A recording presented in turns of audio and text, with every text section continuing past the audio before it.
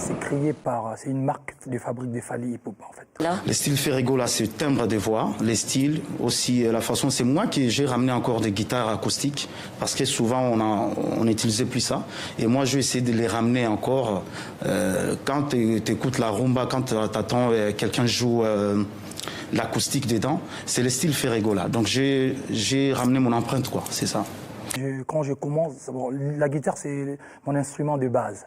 Je commence toujours par la guitare pour après s'ouvrir. Donc pour moi c'est important d'avoir une base avec la guitare congolaise et puis après voilà ça me permettra Puis on a essayé de séparer ça, c'est non stratégique, mais s'il y a qu'un seul album ça. Pays, bon c'est vrai qu'au début c'était un peu compliqué. Les gens qui ne m'avaient pas bien capté, ils pensaient que j'étais allé très loin.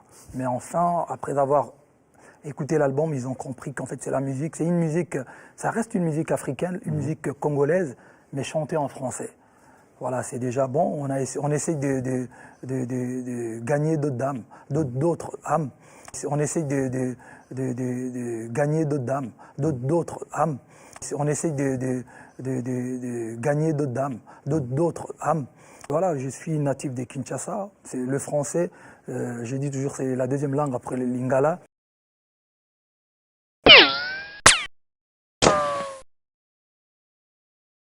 Aujourd'hui dans Acoustique, on découvre le nouvel album de Fally Ipupa. Bonjour Fally. Bonjour. Ce 4e album s'appelle Tokos. Que veut dire ce titre? Tokos, en fait, c'est le dérivé de Kitoko en lingala, c'est-à-dire quelque chose de positif, c'est-à-dire bien, joli, nice, très bien, beau, voilà.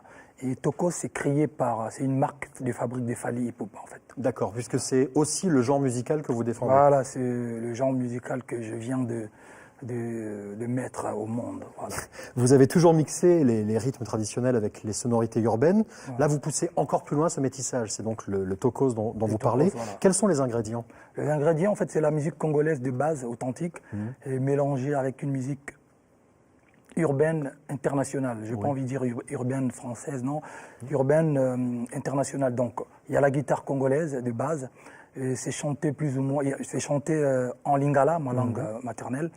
Et puis il y a le côté, voilà, mélangé avec le français, l'anglais, et un peu légèrement ouverte la musique. Justement, vous parliez de ce son de guitare très spécifique à la musique congolaise. Ça, c'est vraiment la charpente de votre musique. Ouais, c'est le squelette de ma musique en fait, parce que quand je commence, bon, la guitare c'est mon instrument de base. Je commence toujours par la guitare pour après s'ouvrir. Donc pour moi, c'est important d'avoir une base avec la guitare congolaise. Et puis après, voilà, ça me permettra de m'éclater. Vous faites votre cuisine et vous rajoutez voilà. les ingrédients. Alors, en gardant le côté congolais dans la guitare et lingala. Bien sûr.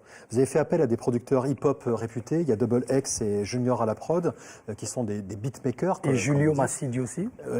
Alors, qu'est-ce que vous leur avez demandé? En fait, je leur avais demandé par exemple, Julio, c'est un Congolais. Donc, on a déjà bossé pas mal. Ça fait longtemps qu'on bosse ensemble. Je leur avais dit, moi, je voulais un album très ouvert, mais crédible. Crédible, ça veut dire que ça fait 11 ans que je suis artiste solo. J'ai une carrière, donc je voulais pas aller trop loin et je voulais pas acheter un billet aller simple en fait, un billet aller-retour, c'est-à-dire que j'ouvre ma musique mais tout en gardant le côté authentique congolais et voilà le côté, je voulais que ma musique sonne afro, même si elle est ouverte, mais il fallait que ça sonne vraiment congolais ou africain, voilà.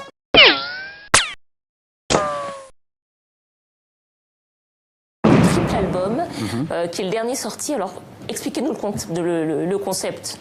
Trois albums, en fait. 3 albums, mais les concepts, pour moi, c'est qu'un seul album. J'ai essayé de modifier un peu pour ne pas faire sortir tous les 3 coffrets dans le même temps. Et puis, on a essayé de séparer ça, c'est non stratégique. Mais s'il y a qu'un seul album, ça. Un seul album, donc un grand coffret.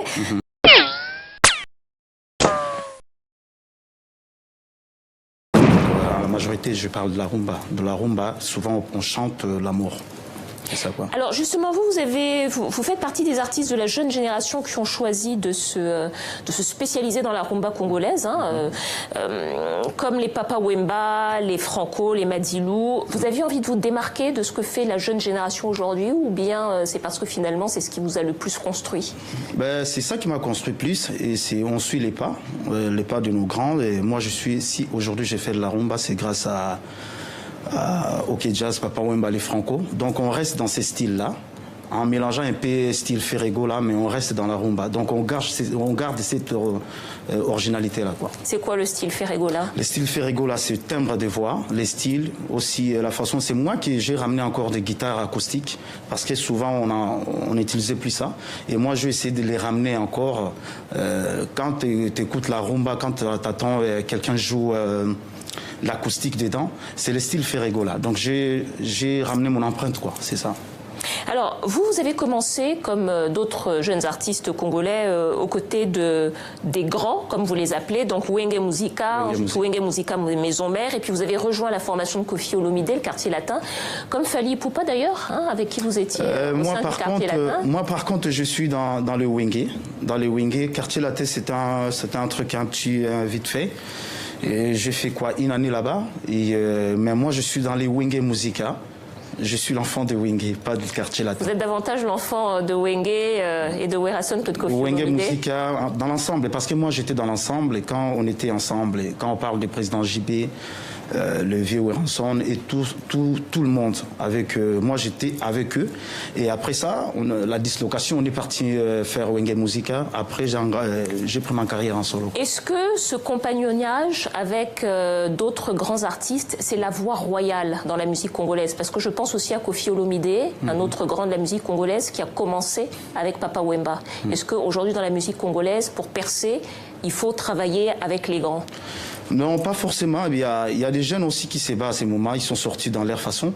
Moi, je pense que c'est... Je peux pas dire dans mon cas. Il y a les autres aussi qui font leur carrière aujourd'hui. Ils ne sont pas passés par les grands aussi. Donc c'est juste une petite coïncidence, quoi. Alors, moi, je peux dire comme ça, quoi. Mais qu'est-ce que vous avez tiré finalement? Qu'est-ce que vous avez appris de ces passages avec vos grands, comme vous dites? Il y a plusieurs choses. La façon de se tenir au podium, la façon de chanter, la façon de garder un peu cette potentialité là. C'est ça que moi j'ai appris. Et d'ailleurs, ça me fait plaisir aujourd'hui. Je suis fier de les dire, de passer par eux. Et aujourd'hui, voilà, je suis en train de faire ma carrière en solo. En passant par eux aussi, c'était une expérience bien, quoi.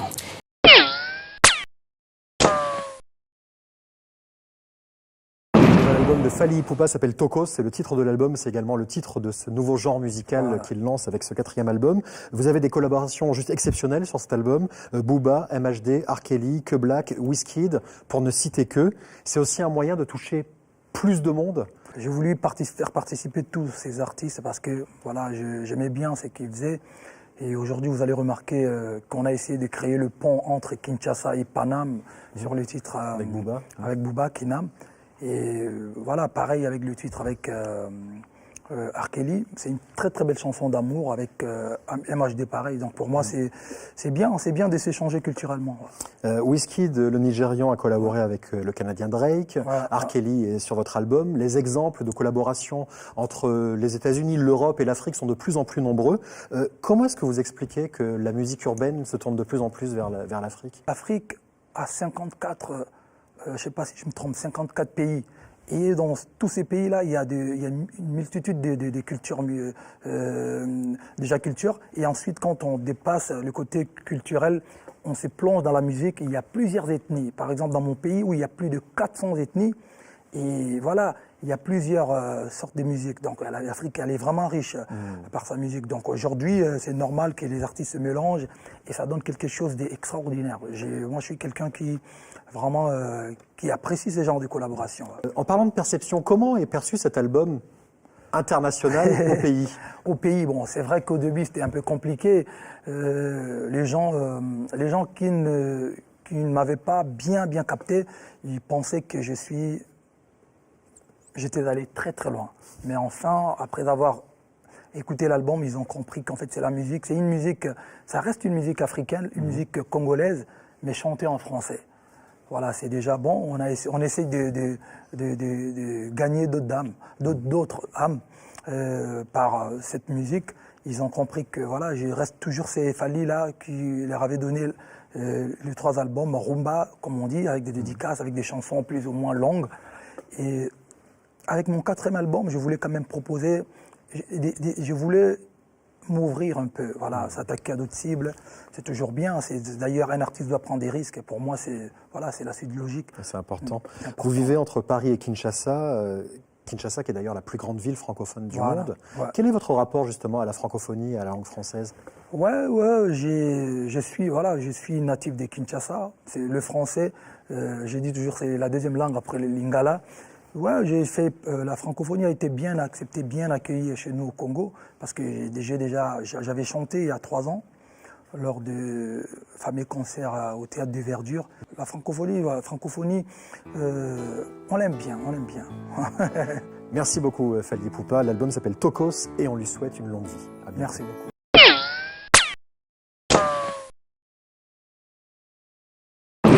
Très fortement l'influence d'autres grands chanteurs congolais. Voilà. Papa Wemba, on pense à lui. Papa Wemba, c'est une idole pour moi. Donc, qui pouvait partir très haut dans les aigus lorsqu'il chantait. Wemba, vous le suivez un petit peu. Vous êtes on essaye. Il n'y a personne qui peut chanter comme Papa Wemba. C'est mon idole en plus. Donc on est dans ses pas, mais on ne va pas arriver comme lui. Donc là, je suis en train de parler de Ma meilleure chemise dans cette chanson-là. Alors c'est quoi justement l'histoire de Ma meilleure chemise? L'histoire de Ma meilleure chemise, c'est un grand amour d'un pote à moi. Il m'avait expliqué cette histoire-là, ça m'a vraiment fait plaisir, ça m'a plu. J'ai dit mais pourquoi pas faire une chanson à travers cette histoire, quoi.